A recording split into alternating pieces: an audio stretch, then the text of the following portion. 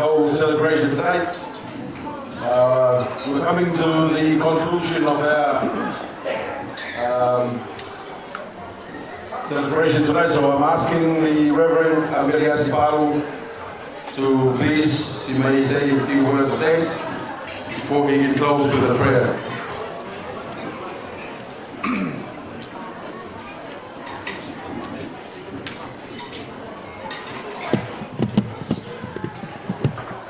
Tapu ia fio e o tua mafi. Tapu o atu ke whawhalangangi o weiki. Mai kau whaiwhikau. E ke whamili o na katoa. E ka ke whātalamufua ke MC o e ahoni. O mahalo atu ke MC o no takaki ki tautoro. E katoanga fia whawhitai o e aho koe ni koe ui o sia e Amelia kau whou au no tautaha.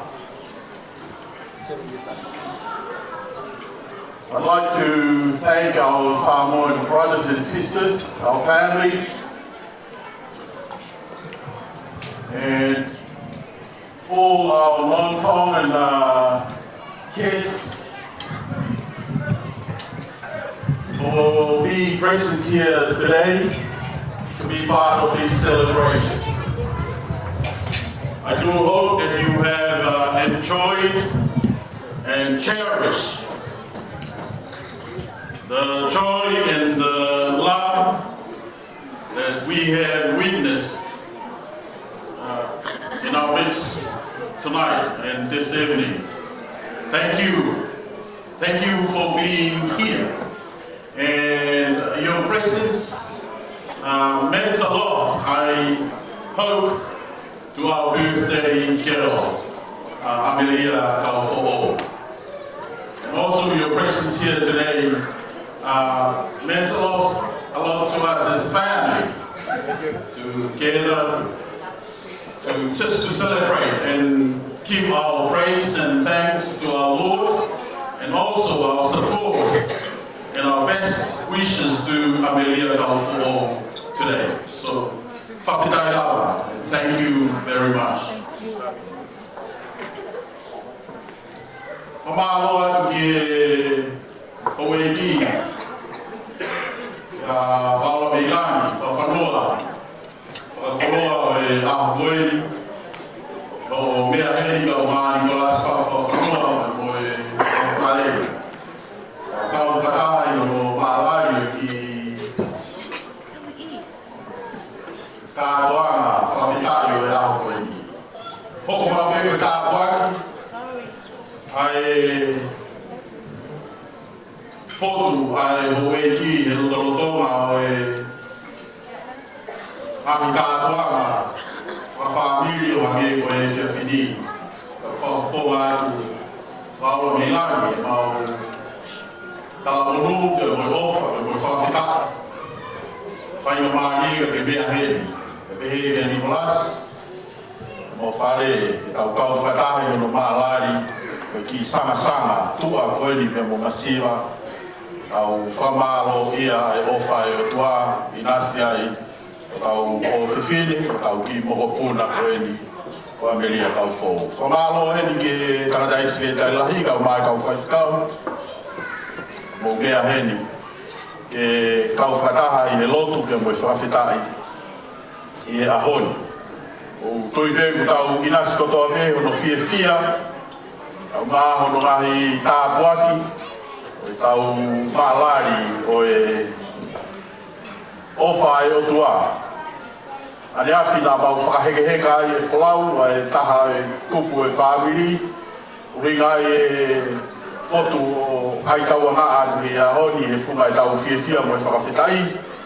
A koe ahoni u tau maalari, ai tāpuaki ofa e mo ui, koe kei tokonaki hao pe ia e o tua. Ia u whakakoloa pehe, ai tofahala u whai e ki ma te kautolu, ne kei omi mau kea e whakatua merie ni whunga o ngahi pore o e whanonga ngā. e tau kei whakamooni, o ku kei sātai mea sātai, ko e whalalaanga pau mo maru, e mai whanonga o tau whai. Ko e tala munui au whai mea ma Ameria kau whō, e pehe ki he whamiri hono katoa. Kau wange, hoko mau pēa si hova sā pauti, o hake, ko i ki wholofola nai whai ake tau tala munu ane nai. E tau manatua i he whanonga o ne whai, e tau whakakoloa a kia e ne mohui, i he wāi hala pia o e tapu te ne tutupu ai, e kene whai ake na taimi, e ngā ue pia mo e ako ne kina te tau whai o ne whakaako no mata ka ne tāri ai kelesi pia mo e tāpu aki o e ofa mo e whai whakamohu i a siso klasi. Kawangi tāpu kina i tautoru e ki, ngāni whatongia kotoa pē, tofa mā te tautoru, pe he whakafonga atu e ofa, talamonu, e te kimotoru. Whamāloa te whāmiri, e whāmiri o ne sita, ka umaa whāmiri o Paul Lessa, to all of you. Thank you from all of us. Thank you for having us here as a family to be part of this celebration. And we wish you all the best and may God bless you all. Thank you. Today and forevermore. Let us pray. Loving God, we come to the end of our celebration this evening. We just want to give you back the glory and all the praise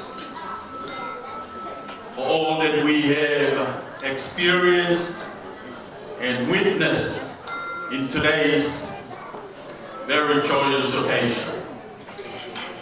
And we thank you as we gather as a family. We thank you for this lovely day. We thank you for the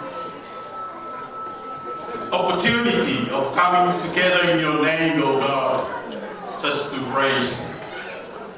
We just commend to you Amelia Calfo once again, O God, that you will continue to bless her, nurture her with your love and your praise. Toa mafi mau whawhitaia, e mau ikuna, a kāpua ngā whawhitaia o e whiawhikoe. Whamaro atu e whainga maani e mau maungu, e mau tāpa fua e hua whatutatu. Mau whawhitaia, mau kau whakaheri mea moe whakawhi whakalangi lani. Kau maa ho eiki, e kei whakalangi lani, ai maalari o e ofa e awhi. Hai tāpu pina mai, whakalangi lani. Kau maa Nicolas Papu whanua, i mona whare, e moho eiki. Tāpu aki mai ki mautoro kotoa pēra o whāmiri, ki mautoro kotoa kau maa kau hāmoa.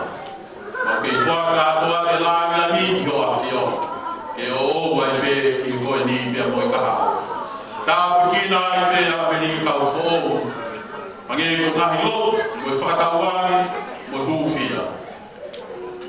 Eo tua alo ofa, ka ke mau atuia, tō kupu mafi o e a whiona, o tauhia, o tāki kina, pia mo tāu e ki. Tau whiawa mo koe, whakafoki hao ki mauto, ka mea tau e, whakafoki atu ki mauto ki o mau whakautua anga. E kei mua e peka mau mui mui atu. E kelesi o tau e ki, o Sisu Klais, o whalahi o tuanga tamai, whiau ni lau mani maa uioni, ke ia te tau tonu kotoa pe ia, e a whaia i pe o tai lata. Amen.